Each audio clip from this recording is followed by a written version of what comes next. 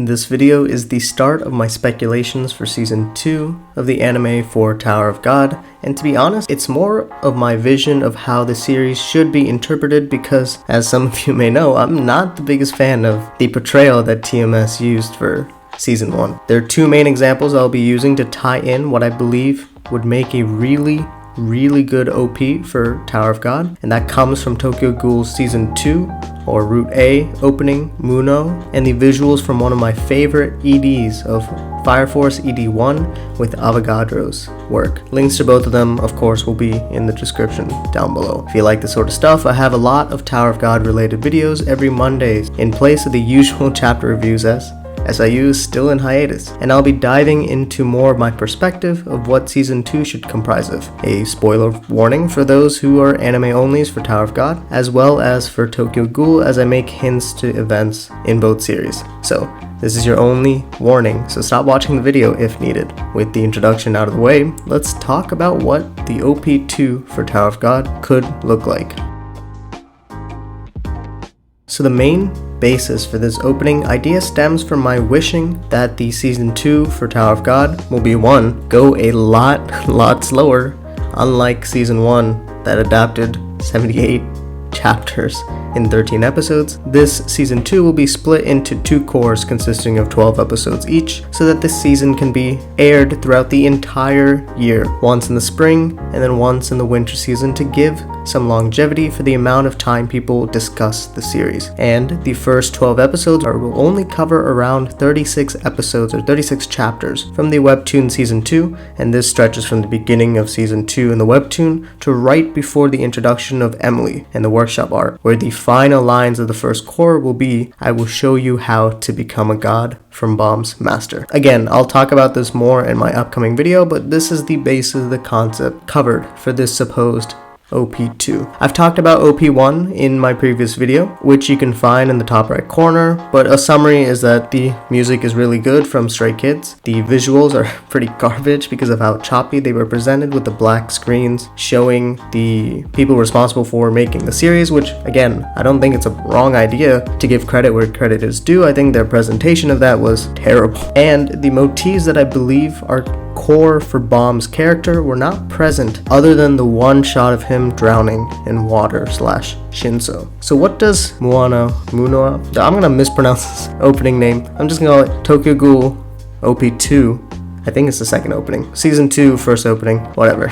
You guys should know what I'm talking about at this point. So why am I using that as inspiration for Tower of God's opening 2? I will have to say that I haven't seen any of the Tokyo Ghoul anime, but I have read through the entire manga, both the original and and probably won't watch the anime for a long time because of how much it gets hated on as a rushed end product. But that's not the focus of this video. Munou has some beautiful piano, which I love compared to, let's say, EDM, God of High School, as a more soothing and compelling form of the classics incorporated to describe the epic saga that is Tower of God. Munou is one of the most unique openings in the land of openings, where the usual is the main cast running around or action scenes between the protagonist and antagonist of the arc that the OP describes. But Munou takes a more symbolic route, with Kaneki standing all alone by himself for the eternity of the opening, and he is the main focus. There are no other characters present. The only main movement is arms coming from the wall of symbolism of flowers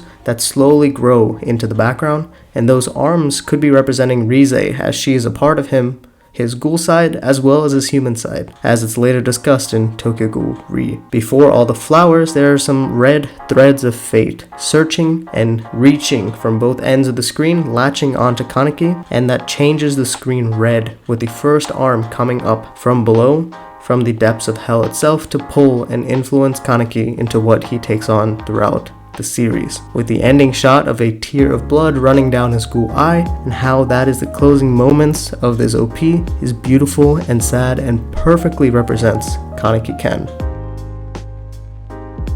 So how can we accomplish the same notion and symbolic meaning for Bomb, who becomes Violet,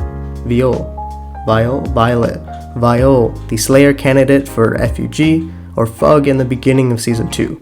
Now I know that spoilers can come rampant in openings, and a more subtle way to include these spoilers is a better approach, as to not spoil the readers too quickly, but SIU and even myself picked up that Viol is Bomb so soon before the actual reveal. In that light, my idea is to have Bomb from the end of season 1, someone filled with pain from the push of Rachel, and slowly but surely continuing to get more and more angry in his eyes as his hair continues to grow to the iconic Slayer candidate that he reps in the beginning of season 2. There would be that he takes on from training to become a stronger candidate to protect his friends, and if we see his hands, we can see maybe him holding that promise ring that should have been given to everyone that progressed to floor 3, as that is the motivation for Bomb to stay with FUG, so that he can protect those that he cares about. Once the hair actually covers and fully grows out and tied into a ponytail, because one way we can do it is have Bomb's hair grow out as it looked like in the cave and then tied back to represent his Slayer candidacy. And once the hair completely grows, his eyes that were so filled with anger and hatred and confusion become emotionless.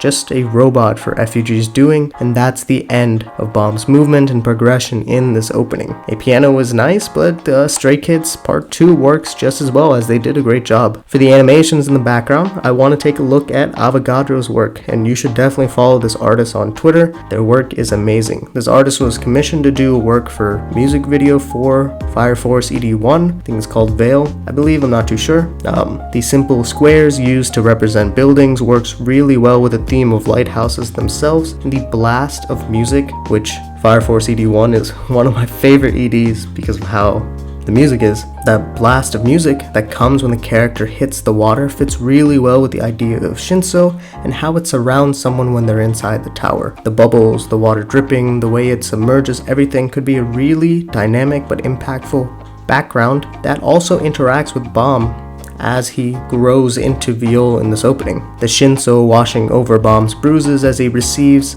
new clothes that Han Sung-yu and Jin Sung-ha give to Bomb to wear as the FUG candidate can be carried in by a tidal wave or brought by a shark or Munou, as those are the animals that are used to describe Bomb a lot. Well, the shark is used to describe Bomb, the Munou are used to describe the people around him. And this would obviously mean that there would be no depiction of Wagnon or any of the Sweet and Sour gang, and I think that's okay. They don't need to be in this opening, as this story, no matter how expansive the cast of the characters gets, all relates back to our main boy Bomb, or you, Viol, Grace. And of course, I don't have animations of what I described here because, well, I can barely draw myself, and maybe in a couple years I can actually create this if anyone is interested, or if anyone is watching that's talented enough and wants to give it a shot, and like, go ahead, DM me your final product. That would be dope. Well, that's all for the video. I hope I could shed some light into what I hope the Season 2 OP is, and again, I don't think there's any chance that we're getting an announcement for Season 2 anime anytime soon. The fandom that I see on Twitter commenting every day about